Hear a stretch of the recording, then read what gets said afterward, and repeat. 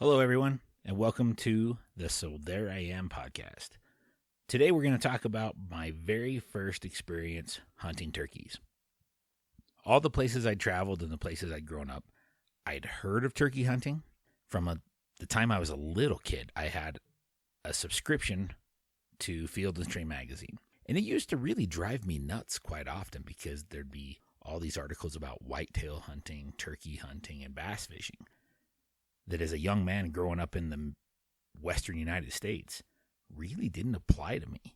There were a few places I could fish for bass. There were a few places I could drive to find some whitetail deer. But it really didn't become a necessity for me until I moved to the Midwest.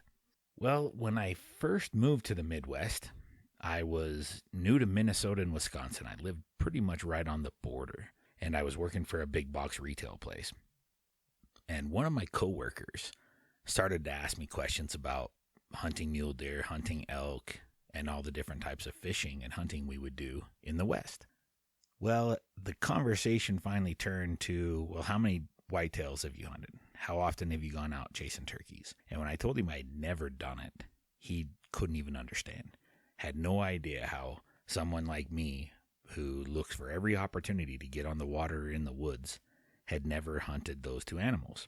It's not that I didn't have a desire, but I didn't really have the knowledge. It was one thing growing up where I had uncles and my father and family and friends who I could hunt mule deer with or go hunt elk with, but it was a totally different thing if it was going to be a traveling trip. I would have to head out and just kind of throw caution to the wind and try and figure it out.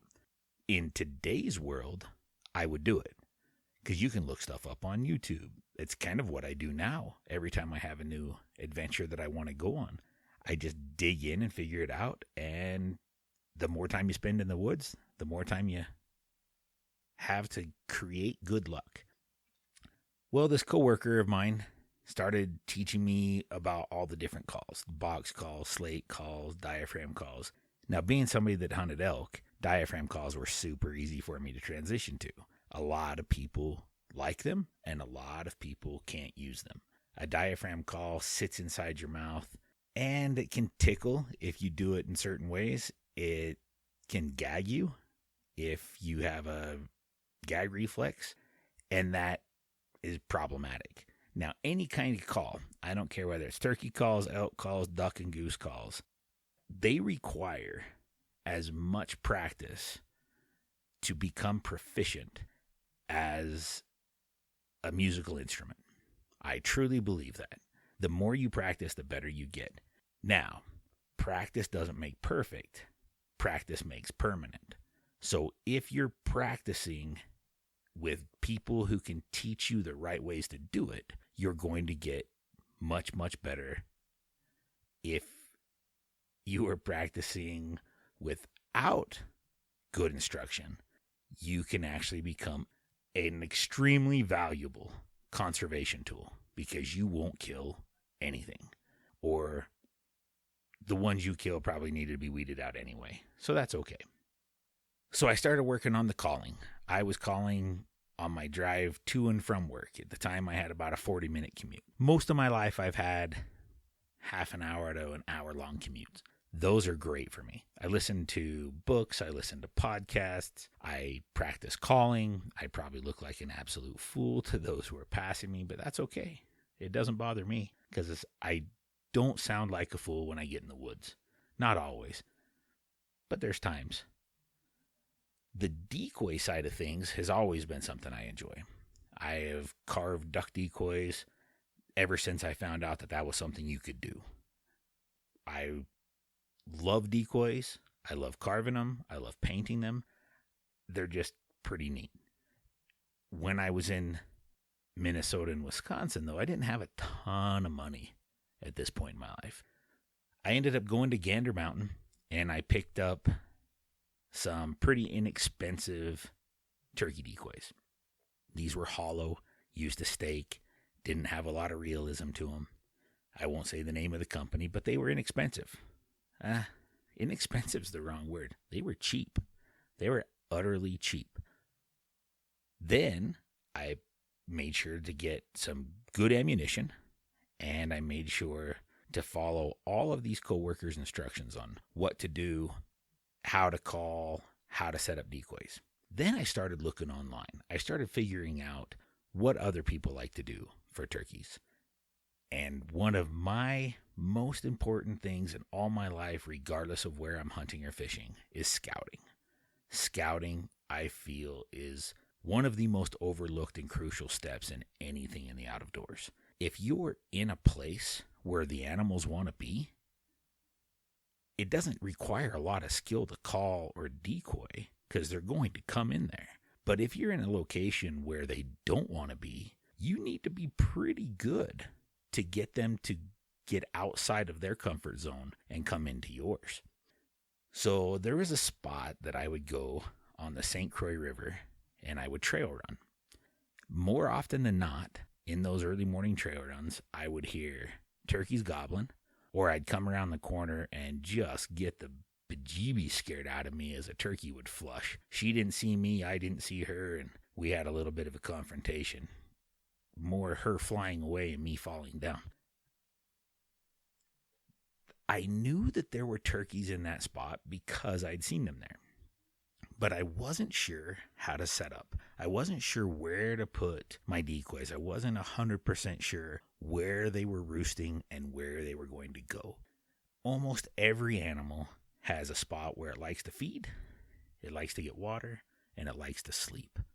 If you can find those areas and set up either in between them on passage routes for an ambush spot, it makes your life much, much easier. Well, in this location, there was a big open meadow on top of a bluff, and all the reading I'd been doing said that they liked to go into meadows to feed. They didn't like to be completely covered up when the toms were trying to court the females and walking around in full strut. So I decided to set up in this spot on the opening day. Now, I had a Wisconsin turkey tag. I really like how Wisconsin does their turkey licenses. It's a 1-week season. It starts, now I might get this wrong, but I'm pretty sure it starts on a Wednesday, ends on a Tuesday. It might start on a Thursday, end on a Wednesday, but it's a 1-week season. Now they have different weeks, and you can put in and draw your tag. You put in for the week that you want the most, and you kind of run this guessing game, because when you have to put in for your tag, the later in the season you go, the more the hens are going to be on nests, and the toms are going to be more receptive to coming into calls. Also, there's a lot less toms because all your buddies that had earlier tags hopefully have tagged out, so there's less toms. So that can be a deciding factor. I tended to pick the 1 week that I wanted the most, and then I hoped that there would be leftover tags that I could purchase. There were a couple years where I was able to get 3 or 4 tags when I was living in Wisconsin. So on this day, I get there in the dark, set up my decoys. I've got them out at about 15 yards, which I'm not sure what you set your decoys up at, but 15 yards on this first experience was a mistake. I didn't know it at the time. Well, I get my decoy set up. I have a turkey chair. It's really a predator hunting kit is what I used it for, but I had picked it up from Cabela's out of the bargain cave back when that thing existed, and it had a fold-out seat that I could sit on, so it gave me a little bit of protection, had lots of pockets. Well, I always used it for predator hunting in the West. I didn't realize that it was designed specifically for turkeys because I didn't have turkeys to hunt. So it worked out great. Pulled all my predator gear out, put all my turkey hunting stuff in there, and off I went, sitting under this tree with my decoy set out in the dark to wait for the sun to come up. I could hear lots of gobbling in the roost. There were birds around, and I knew that they were going to be, well, I didn't know they were going to be coming that way, but I hoped, based on my scouting, that those were areas that I'd seen them in. A little after it got light enough to see, a hen walked in about 100 yards to my left, and she was just slowly working her way through the grass, picking up insects, small vegetation.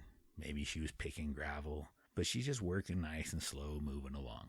Gave her a couple of hen clucks on my slate, because that's one of the things that I determined I thought made a really good sound. There are some fallbacks to slates, but I really do like them. It's kind of fun having a puck and a stick and talking back and forth to turkeys. She immediately looked up, looked my direction, and did not care in the slightest and went back to doing exactly what she was doing. But this is my first turkey hunt. I had already had an interaction. I was pretty excited about it. Maybe another 20 minutes goes by, and I hear a lot more birds getting down out of the roost. You can hear those wings as they're flapping down to the ground. Once they hit the ground, though, I didn't hear a peep. I didn't hear a gobble. I didn't hear anything. They're just these big, silent birds moving around that you don't know where they are. So it was a few minutes after I heard all those birds fly down out of the roost. Out steps another hen. Does the exact same thing. Looks over, sees the decoys, continues on her way over the ridge down towards the river bottoms. Not too far behind her is a tom. At this part of the morning, the sun was still pretty low, but it was starting to shine through the trees. And what happened next, if I would have been able to get it on video, it was definitely hunting show television worthy. This giant beam of sunlight is shining across this meadow, and this young tom walks into the middle of it. I hen cluck on my slate call, and he immediately gobbles, goes into full strut, and begins to walk towards me. This tom, as he got closer and closer, was so beautiful. Didn't have a giant beard. In fact, I could tell he had a beard. He wasn't a jake. And a jake is for those that don't know, a jake is a young bird, a bird of the year. So it would have been born the previous year, but he hadn't made it an entire full year yet. So he has a little tiny beard. The smallest beard I've ever seen on a jake was less than an inch. One of these days I'll have to post a picture of that, or maybe I can get my buddy Seth on and we can talk about that experience, because man, oh man, it got a little dicey there for a minute. So there's Tom strutting into the sunshine, walking straight towards me. As he gets closer and closer, there's no way for me to move my gun without him seeing me. I'm pointing straight into my decoys, which are 15 yards away. He's strutting into the decoys, so he's soon to be 15 yards away. With a shotgun at 15 yards, it's a really, really small pattern. You don't have a lot of margin of error. And I start to realize I'd made a mistake. I'd put my decoys too close. He struts into the middle of those birds. And one of the things that perhaps wasn't a mistake, I got to see a tom turkey in full strut, tips of his wings dragging on the ground, and you could hear the humming. So as he would puff up his feathers, you could hear this humming, this boo, boo, boo, boo, boo, boo. It was absolutely incredible. Well, it doesn't take very long until he realizes that these half-hollow fake hen turkeys are not real. He gets concerned and starts to trot away. I give him one more hen cluck. He sticks his head up and looks back to see what's going on. Pull the trigger, bang, flop, birds down. And I think, I don't know what everybody's talking about. This is not as hard as people made it out to be. Well, that's partially true. That hunt, I had scouted well. It was a young turkey. I was in a good position with the decoys, with the sunshine. I was close to the roosting area, and I was in between where they wanted to go to feed. I had made some really good decisions by complete and total chance. There was no other way about it. I get back to work, because I actually had to work that day. I had to be into work by 11. So I roll into work, and my buddy says, "Were you able to go out this morning?" I'm like, "Yeah, I'm tagged out. I'm all done." Like, I don't know what you're talking about. It's a lot easier than I thought it was going to be, the way you made it sound. He said, "Oh, Travis, just wait. The turkeys will teach you lessons. And just when you think that you have them figured out, they'll change the game, they'll change the rules, and they'll make you feel so completely inept and stupid. That is 100% the truth. I agree that just when you think you have turkeys figured out, they do something else. The best thing you can do is make good decisions, as best of a decision as you can. Do a lot of scouting, know where you're going, and pray a lot. Seems to work for me. So then it brought up the next part of the turkey hunt for me. I needed to butcher the bird and then figure out what ways were going to be my favorite for cooking it. I've heard lots of different people talk about how wild turkey is gamey or tough or whatever. Some keys for wild turkey. You can't cook it like you would a store-bought turkey. They're just not designed the same. They're not the same animal, really. The turkey breast of a wild turkey is a little bit stronger as far as the bite is concerned, and it does have a little bit different flavor. But what I noticed with wild turkeys is they really lend themselves well to dishes where you're either going to slice it up, so a stir fry, or if you're going to pound the meat thin. If you're using it for a schnitzel, it works really well. You can use it for chicken fried steak, where it's actually just a pounded piece of turkey breast. The thighs go really, really well in a crock pot or an Instapot or any kind of pressure cooker, and that meat just falls off the bone and is absolutely delicious. So there's lots of different ways that you can prepare wild turkey. You just have to know that you're not going to be able to do it like you do for Thanksgiving with a regular turkey. There's just differences.